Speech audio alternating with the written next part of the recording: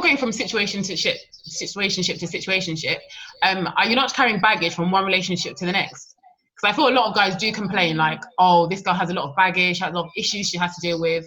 So you're not just collecting loads of like rucksacks and suitcases from all these different relationships and then moving them all in. Yeah. I think it depends on you as an individual, like where you are. Mm-hmm. If you're just jumping, like you broke up with someone on Friday and then you pick up the phone on Saturday, like, hey, who else is single? Hey, who else is available? Then 100% you're going to carry baggage from one place to another.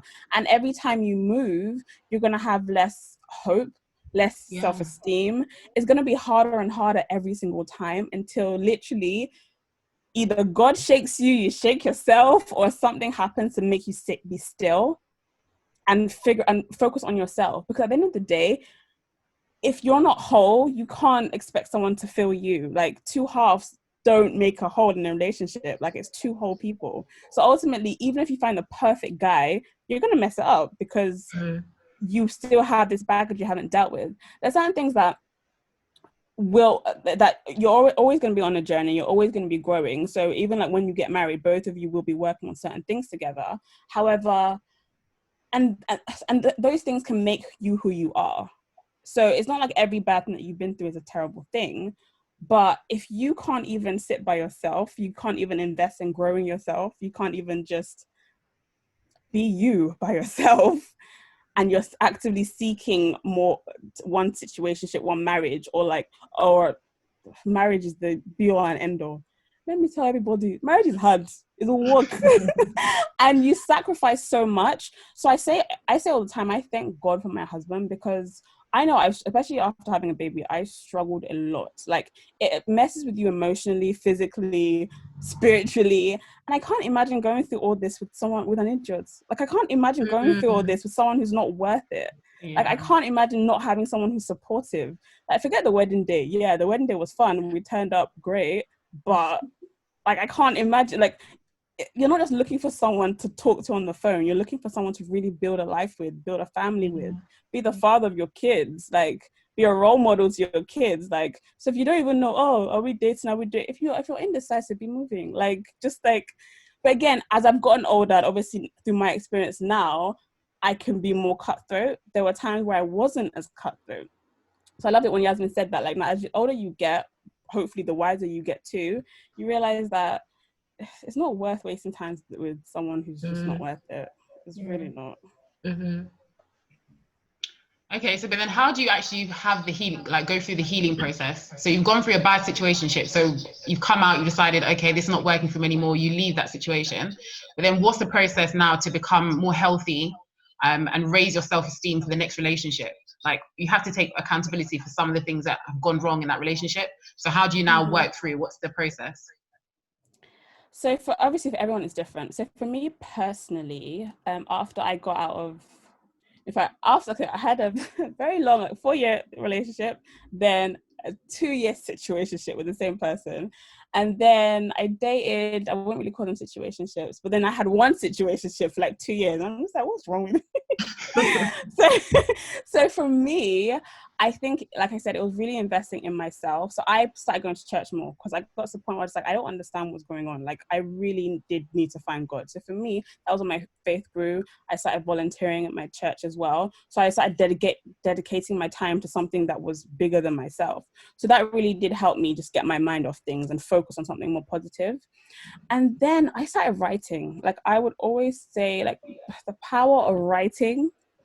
So everything from my goals, what are my short-term goals, and also who my husband is. If you'd asked me, like, I don't know, like 6-7 years ago, who do I want my husband to be? I'd probably say something like, he has to be funny, he has to, I don't know, has to like going out. I don't know what I would have said, but it probably was something very superficial. But as I started going through this journey, I was like, who does God say my husband is? I think I was watching a video by Miles Monroe. Okay. And he has a lot of good stuff about just finding your husband and who the right man is. I think he said something that stuck in my brain and I still remember it. It was, he was talking about, I can't remember the context of the conversation, but I remember him saying that too many women in the church are leaving the Garden of Eden to go into the bush to find a man and trying to drag the man from the bush into the Garden of Eden. It's just like, God knew the word. So your husband has to know the word of God. So suddenly I was just like, man, if you don't know, I don't know the whole Bible. It's not like I'm the best or the strongest Christian. However, if you don't even know the Bible or are not even seeking to know the Bible, then you're not in the Garden of Eden. Like, so little nuggets like that I'd hear, and then I'd write them down. I reflect on like past relationships, and I remember, okay, this wasn't good for me. I need this, or maybe I did something wrong in this relationship, so maybe I should work on this. So literally over a year, I was slowly compiling a list of who my husband is. And then when I got into the second situationship, I was obviously still making the list. I would ignore the list for a long time, and then suddenly I'd be like, you know what? Let me actually look at this list. And I look at it, and I'd be like, he probably has 3 out of 10. However, he might change. Like, you never know. Like, maybe I'm not reading it right, or maybe things would change. But I knew. And funny enough, when I met my husband, was it was like I had said to myself, okay, this guy, I'm giving him the last chance. Like, we would be good, we'd be talking, we'd be great, we'd go out, and then we'd have a tiny fight, and he just wouldn't call me for like 2 months. And then he'd have a bad day at work, and then he'd call me, oh, something happened to me at work, like I was his mum. And I'd be like, okay, what happened? 2 months, I'll be like, wow. That's what I'm saying. I'm an intelligent woman, but I don't understand. But yeah, so then I got to the point, like, you know what, this is the last chance. Anything else happens, like, it's done. Lo and behold, we had a stupid fight. I think I didn't pick up my phone, and he was like, oh, he was calling me all night.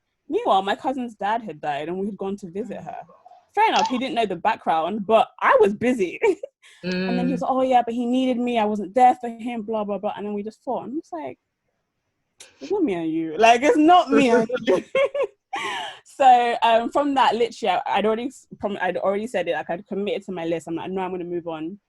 And then literally that night, it was literally at midnight, I joined. Sorry, I'm going off topic now. No, listen, No, it's good. Yeah, so literally, my Siri was asking me a question.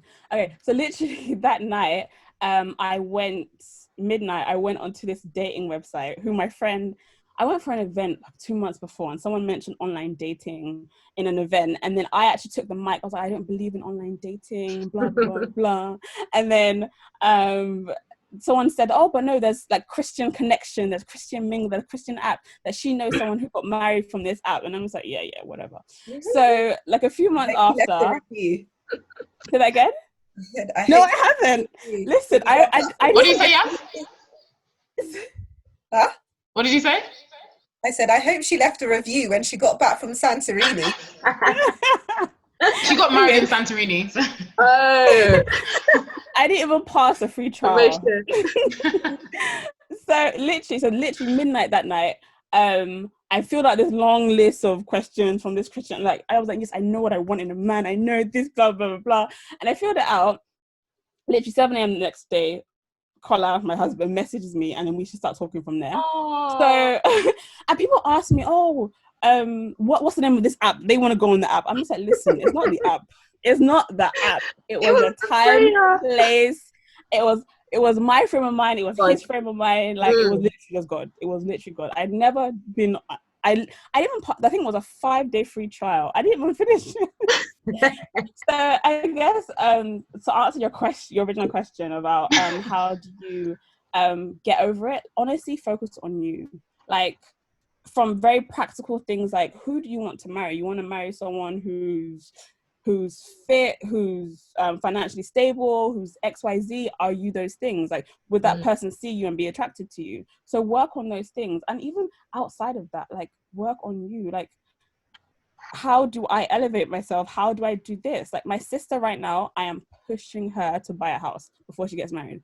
So initially my sister was like, oh, if she buys a house, what if her husband has a house? I'm like, listen, rent money will be paying your nursery fees. Okay, nursery fees are expensive. So right now I'm pushing my sister, who isn't married yet, like, yes, focus on everything else, but how do we get you financially ready to buy a house before you get married? Because I wish I had done that. So now my husband owns the house. Now that even if my income is enough, because he already owns it and we're married, I can't buy another one under my name, so I can no longer take advantage of the first time buyer tax reliefs. So like little things like that, I'm trying to tell my sister, listen. There's so many things you said. Like I want to unpack it like one by one. Okay. Hopefully I can get back to. No, you said so many like amazing things. But the last comment you just made is actually a question I actually wanted to ask you. Actually, was so I know like us as single girls. A lot of times when we are dating guys, we are a bit. I know for myself, a guy has actually said he's intimidated. By me. So during that time, I worked for a car company. He's not your husband. Yeah, so I was working for a car company, and I was changing my car regularly. So every 4 months, I had like the latest cars. And I remember he used to look at me and be like, right, like you're doing too much. Like, I don't know, I don't want my wife to be earning more than me, blah, blah, blah. And I knew within myself, like, this car's rented. Do you know what I mean? Like, it's not even mine. So if you're getting intimidated by a rented car, then you're actually not for me. But it did raise a lot of questions because when that happened, I did ask a lot of people that, should I dress differently? Should I tone down my dressing? Should I reduce my makeup? Should I drive like not as flashy cars? Because I felt like I don't want to intimidate guys that they run away. So my question to you is, has there been times where you felt like you had to reduce yourself, or you felt like there's certain things I can't do? Like maybe I shouldn't buy a house because my husband would think, you've got a house and you've got a car. Whoa, well that's a lot. So God forbid. I think that would be God. That was his reaction. Yeah. Exactly. It was. And I think so, twofold. Like, first of all, you want. Okay, let me give you a story. Let me big my husband up a little bit. Before I got married, I used to drive an Audi A4. It was my dad's car, but I used to drive it. I used to let me drive it, so I was a big babe driving a big car. Baby girl lifestyle.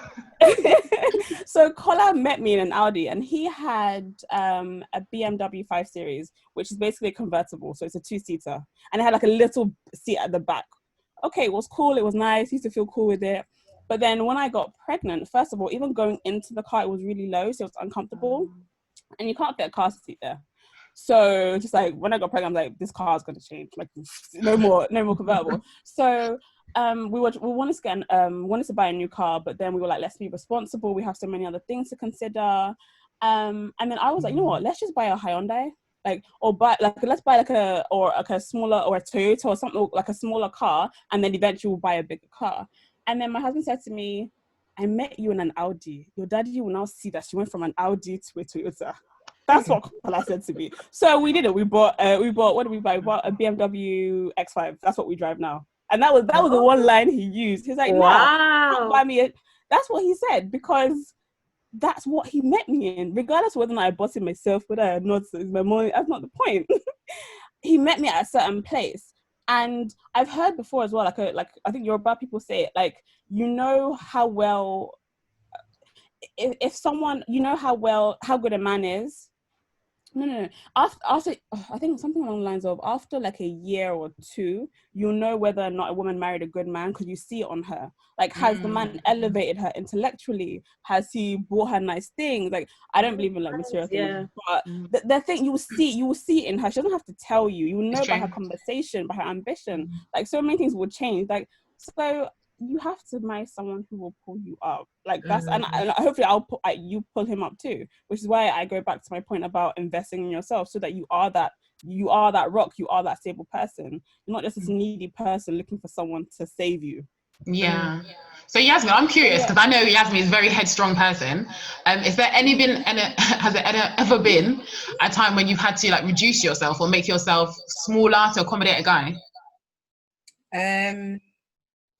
Probably not in the moment, but like Maya said, when I come to the end of something, or how I evaluate in terms of my behavior, is I write things down as well. So after something's finished or ended, I like to write lists in terms of what was good, what was bad, for both parties, so them and myself, and then think, okay, so going forward, and I'm very aware in terms of, okay, the last person mentioned this, so let me see how I am in the next situation. I don't believe you need to remodel your whole personality, or in terms of if they find you intimidating, because it depends what the faults are, or, you know, the aspects of your personality are. Is it something that you want to improve on? Like something like buying a house I would see as an asset. So if that was an issue for the last partner, that's not something I would write down on my list. It'd be more something to look out for.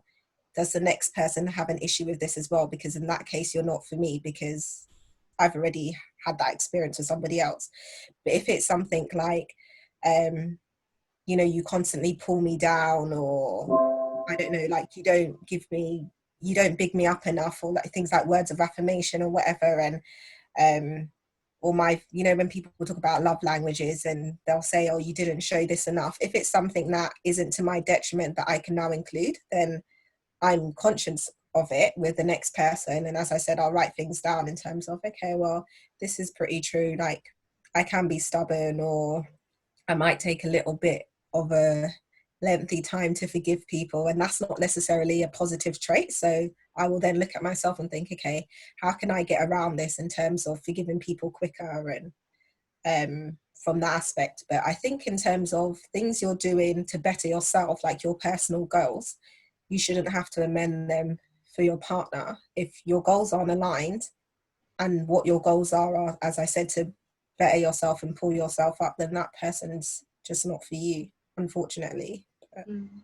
If you want to buy your house, then buy your house. How could that be a detriment to anybody else? I'd be more concerned if you were happy that I was buying a house, but you ain't looking to put nothing in. I'd be thinking, how does this benefit me when this is my house? So, but to be put off by it, I'd be thinking, well, what are your intentions then? Like, what are your goals? If me buying a house is intimidating for you, what are you aspiring to? Because I don't want to be with someone who wants to rent or wants to continue living with their parents until they're like 40, 50, whatever. So if that's not your goal, that's cool, but it's not for me. So exactly.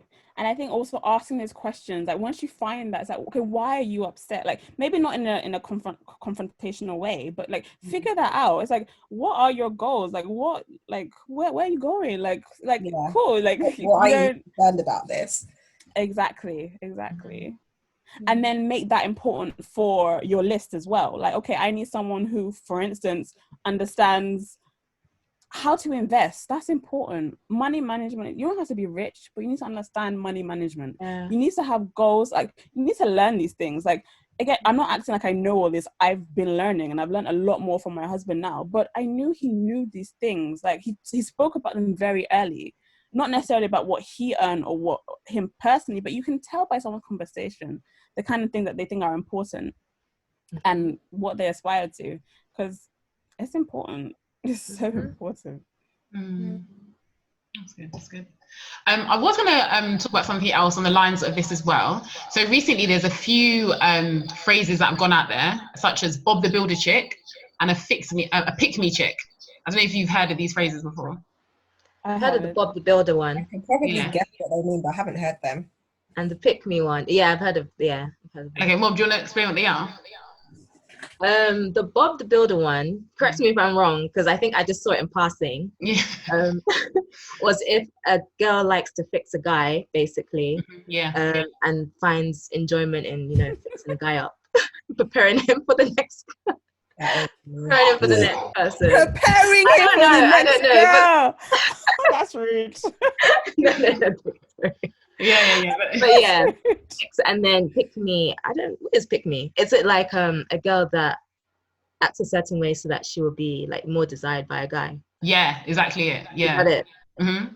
So my question off the back of that. So when we're talking about fixing up a guy, why is it some girls do find comfort in fixing up a guy or restoring him to, or like you said, making him better? Why do girls feel they need to fix up guys?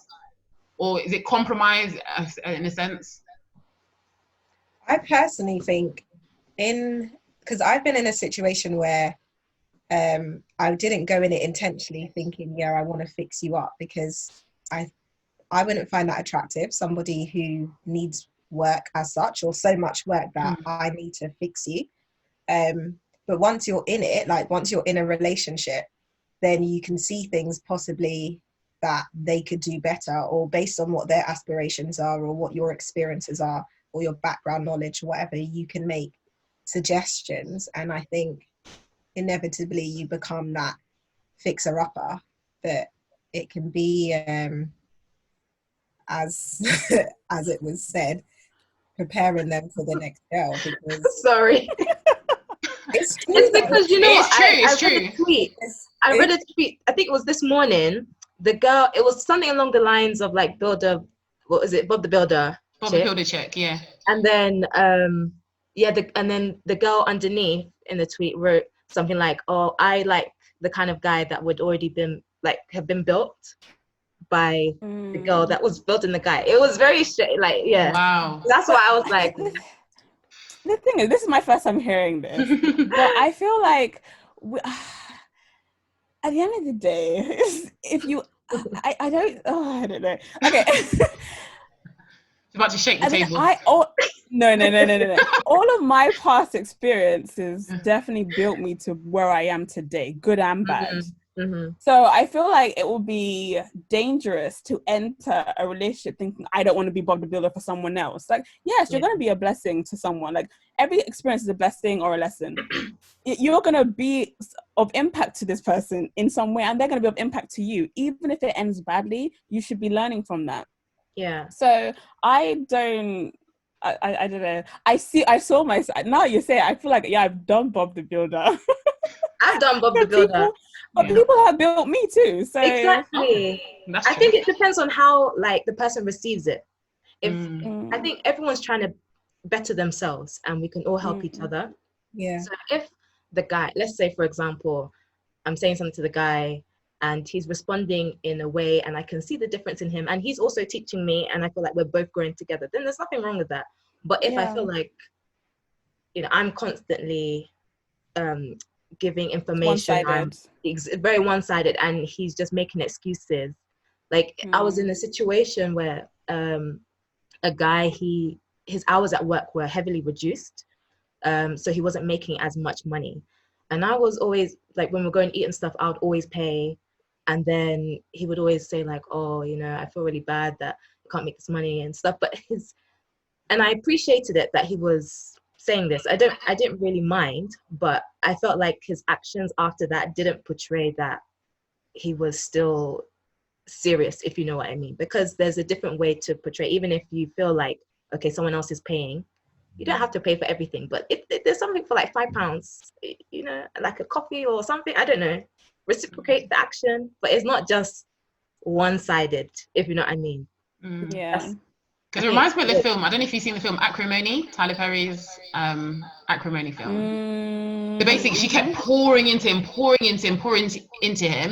and then at the end he ends up marrying someone else. Like he just went off with a younger girl, but she tried to kill him in the end because she was playing on her mind. So the life she should have lived, he ended up living it with someone else. So exactly what you said, Mobla, like she fixed him up for someone else. And then she was seeing her life that she wanted being played with someone else.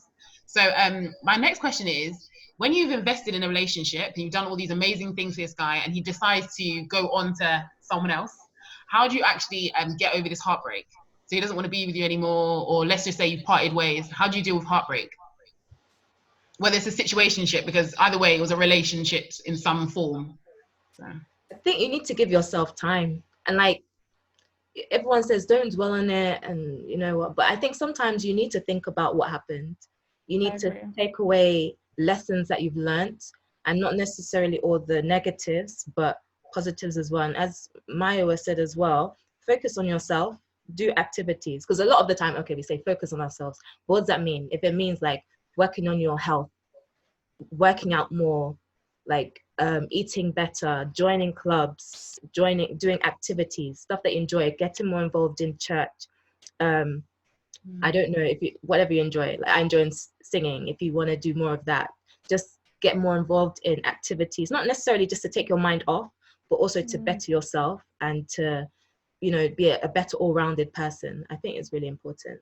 And I think just to add to that as well, I would even say like read, or like, because I do agree, like it's very easy for you to just try and do loads of activities to distract yourself, and then you end up almost crashing and being even worse. But I feel like if you actually face the issues, either by reading a book or even just following certain people, like just speaking to certain people maybe who have been through certain things, someone who you can trust, and don't talk to everybody. Do not talk to everybody. That you call your friend that you talk to, but someone who, like, spirit of discernment, like, speak to someone. I feel like actually facing them, but in a healthy way, in a therapeutic way. So whether it's reading stuff, whether it's like to find a way to face it first, learn from it, and then the activities that will help you build upon deepening yourself and your feelings, if that makes sense. Yeah, I agree, because I think doing a lot of activities, as you said, can be distracting, but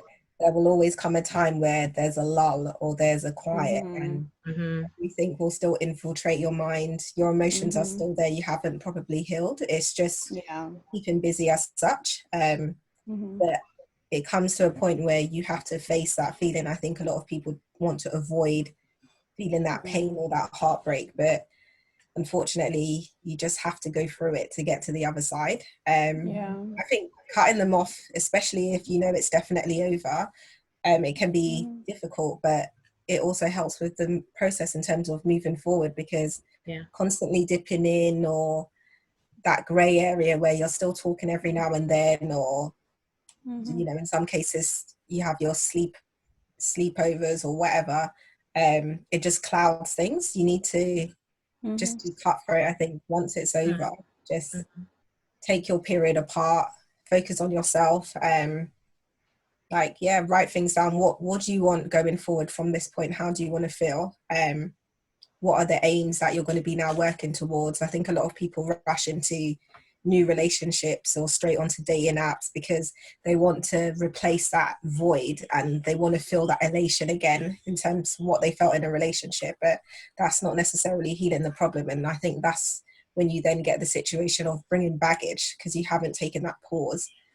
It's not about replacing that person, it's learning from that experience. What can I do better? What can I now do for myself in terms of bettering myself moving forward and healing?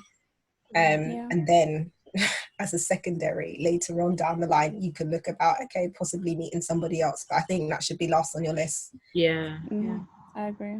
I think also, to add to that, I think also analyzing why you're upset, because sometimes it's like, was it because for someone to leave, there must have been something wrong, unless the person is just a perfect con and you were just unfortunate that happens. I know I've heard stories like that, but chances are there was a gap or something that you missed, that or you decided to ignore. So figure out, what was it? Were you truly happy anyway? Like I've been broken up with only once, but the day before this guy broke up with me, I told my friend, I don't think it's gonna work. I don't know if I don't think he's right for me.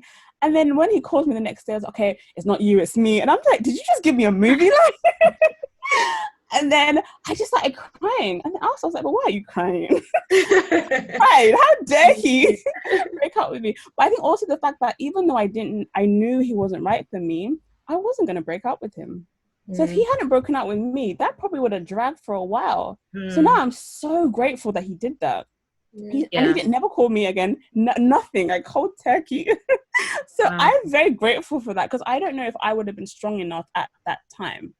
In hindsight, it's easy for me to be like, oh yeah, obviously just cut him off. But in that time, I think it was close to when I broke up with my ex. I don't think I was emotionally ready or strong enough to cut him off like I know I should have. I think what also helped me was the fact that I knew I'd told someone out loud. So it's like, yeah, I knew I was going to break up with him anyway. But like when I really sat and analyzed it, it was literally just my pride. The fact that I didn't want to be single anymore, especially after, like, I didn't want to go. And I told my ex about him, and I was like, I didn't want to call him and tell him what happened. Like, that was honestly what was upsetting me, how it looked and what it was. Like, it was not him. I know he wasn't right for me.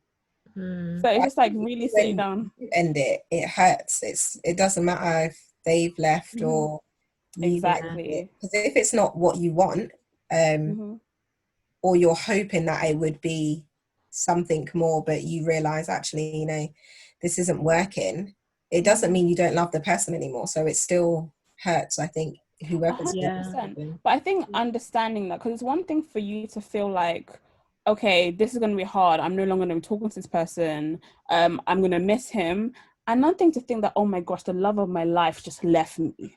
Like they're two very different things, even though sometimes we react like they're both the same thing. Yeah. So I feel like the actually reaction is assessing the that same. your action's the same, but Yeah, I feel like yeah. if you When truly you assess think about it, yeah. when you think about it, then that affects the baggage you carry. It affects how you move on. It affects how you elevate yourself and what you do next. If it's like you just want someone to talk to, well, have a friend. Like, listen, okay, I feel like I'm feeling lonely. If I ever do this, okay, let's go out and watch a movie. So that's not you distracting yourself. That's you being intentional. Like, okay, I'm not gonna, for instance, if you guys talk 10 p.m. every night, tell a friend, okay, every night at 9:30, let's. I don't know, like you find a strategy if that's what it is, if that makes sense. But it can't be a one size fits all. But I feel like truly understanding. In fact, after breaking up with my longer term boyfriend, I remember the first time I cried in public was because I went out with my friend Rachel. Actually, I went out with Rachel, and then we went out and yes, Rachel, yeah. And secret meeting and that. Anyway, carry on. I didn't know we lived near each other. So I think I went out as a group. I had no idea. I just know that Rachel and I we were leaving somewhere and it was late. And then she was just like, "Oh, let's get the bus." And I'm like, "Oh, I don't get the bus." And I'm just like, "Okay, fine. Let me call an Uber." And I'm like, "Oh, I don't have Uber on my phone because usually I'd have just called my ex-boyfriend to pick me up." So I was just like, "Oh my god!" I just started crying, and Rachel was like, "What is wrong with you?" It's not that too. We can get Uber. But I think for me it was the first realization, okay, things are changing. So I wasn't crying in that moment because I miss him. I was like, okay, things are like my situation has changed. Like I have to figure out things. Like, and then once I downloaded Uber, I was so proud of myself. Like, yeah, I'm an independent woman. Call my own Uber. It's so true. Change is the hardest part. It's those routines that you had before. Like if you spoke on the phone late at night just before going to bed, you miss those conversations. It's just those things that used to happen. I don't know. It's just that's what makes you think, I think, that, oh, I miss this person. And that, oh, maybe if things had worked out, blah, blah, blah, blah. But at the end of the day, if it didn't happen, it wasn't meant to be. Yeah, I think that's a really good point. I think you need to remember that sometimes God will actually remove people from your life. And not everyone is meant to be there. And that is not meant to be the love of your life. Otherwise, he would have been the love of your life. And someone said something that was really interesting. They said, on your wedding day, that's when you'll be so thankful to God for all the people he like diverted you from. And because... Yeah. And because of that, on your wedding day, what you should actually do is give out like gift baskets to all your ex-boyfriends or your situationships and say thank you. At the wedding? Would they be there? Well, afterwards you can post it. Afterwards you can post it and say thank you. Best thing I never had. So yeah. I'm genuinely grateful to all of my exes and all my ex-situationships. Genuinely. Like in the moment, of course not. But now every experience brought me to where I am today. Every experience helped me appreciate my husband now, because whether I physically wrote it down on my list or it was at the back of my mind, something simple. One of the first things that my now husband said to me